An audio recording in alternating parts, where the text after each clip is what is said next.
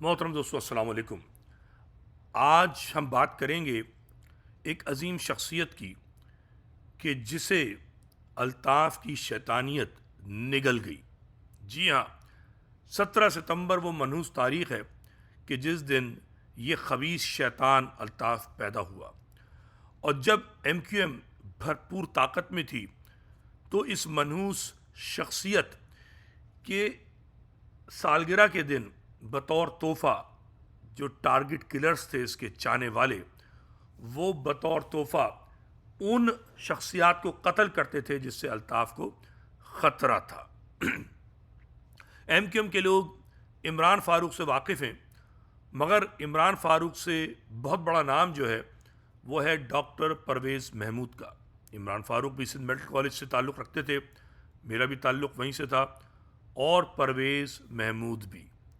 پرویز محمود ہو سکتا ہے عمران فاروق کے ساتھ کلاس کے ہوں، مجھے نہیں معلوم، بہت سینئر تھے دونوں کے دونوں مجھ سے، مگر میں نے ان کو قریب سے دیکھا ہے، پرویز محمود بھائی کو بھی اور عمران فاروق کو بھی۔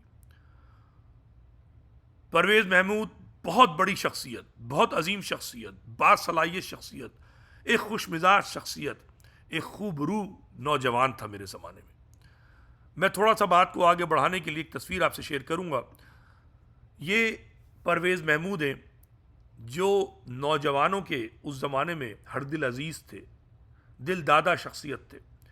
میں آپ دیکھ سکتے ہیں کونے کے اندر موجود ہوں، ایک دبلا پتلا جوان جو پرویز محمود سے متاثر تھا، اور نعرے بازی ہو رہی تھی کسی موقع پہ، مجھے یاد نہیں ہے، مگر پرویز محمود ایک بااثر شخصیت، پروقار شخصیت، سندھ میڈیکل کالج میں جس کی سب عزت کرتے تھے، دوست بھی، دشمن بھی، اپنے بھی، پرائے بھی۔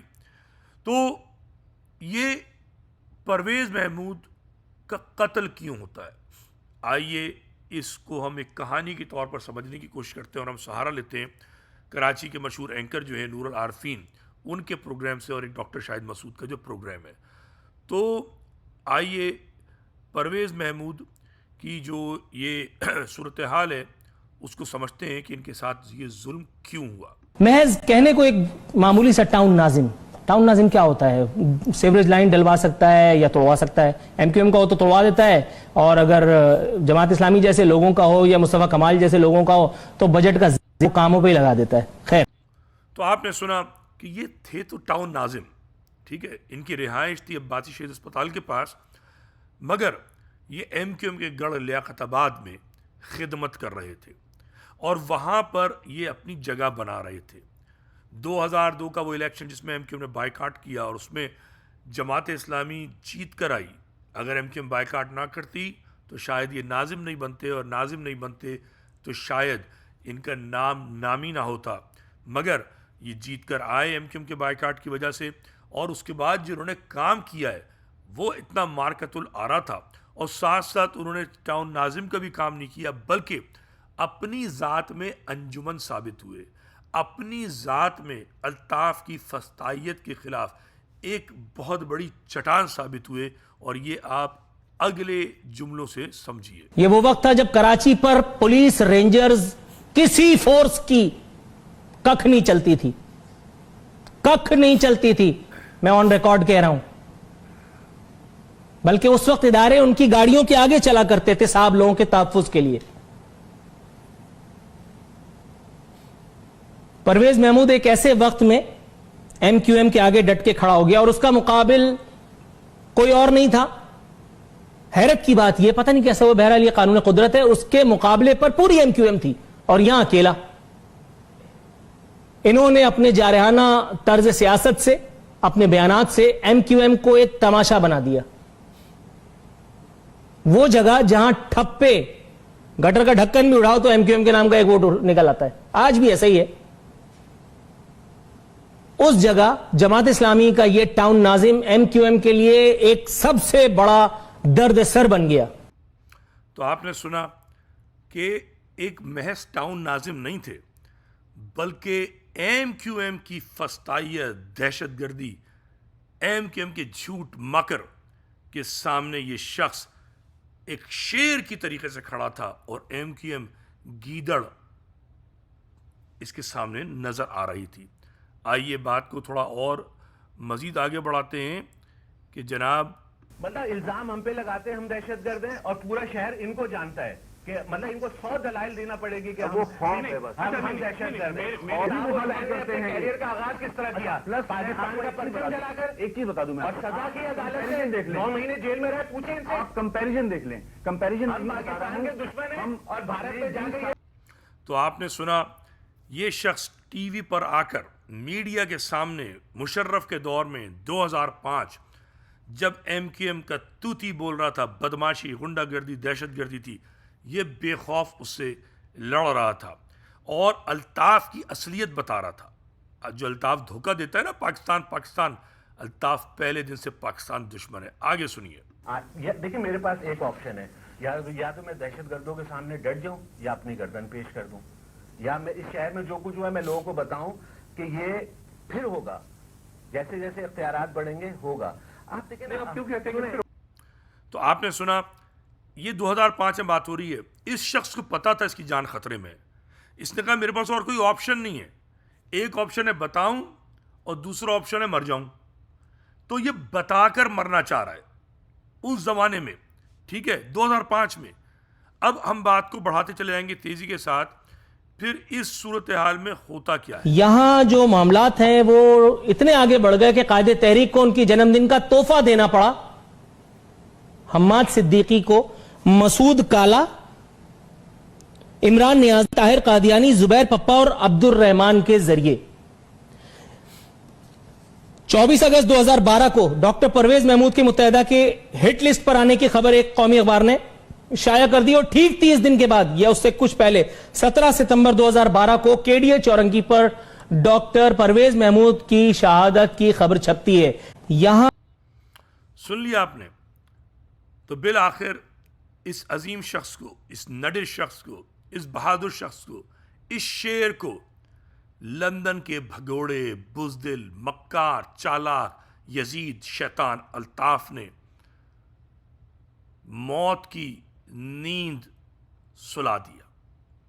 اس کے بند ذہن، کند ذہن، جاہل ٹارگٹ کلرز نے اس عظیم شخص کی جان لے لی. یہ حسینی یزیدیت کے سامنے شہادت کو قبول کر بیٹھا مگر سر نہیں جھکایا. اب نور اللہ عارفین نے کچھ بات کی ہے اور اس پہ میں تھوڑی سی بات کروں گا. ڈاکٹر پرویز محمود کی طرز سیاست کے بارے میں بعض لوگ بہت ساری مختلف باتیں کرتے ہیں. کچھ کہتے ہیں پاگل تھا، کچھ کہتے ہیں ایجنسیوں کے ہاتھ کا کھلونا تھا.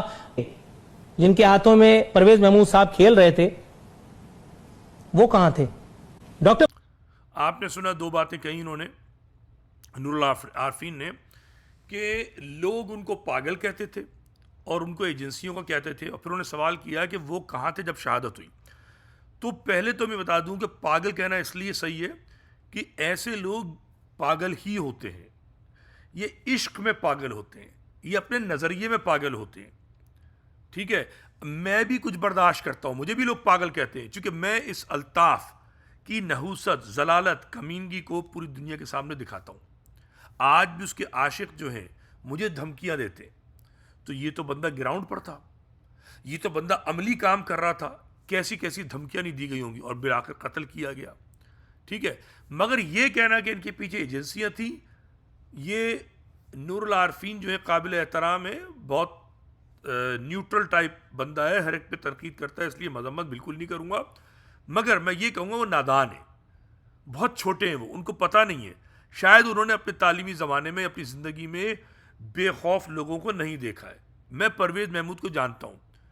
یہ وہ شخصیت تھی کہ جو پنجابی میڈیکوز کے نام پر جو پنجابیوں کو بدنام کرنے والا گروہ تھا، شرابیوں، کبابیوں کا، ہمارے کالج میں، اور میری عمر کے لوگ جو زمانے میں کالج تھے وہ گواہ ہیں، جو بدماشیاں وہ کرتے تھے، میں اس کی تفصیل میں نہیں جاؤں گا.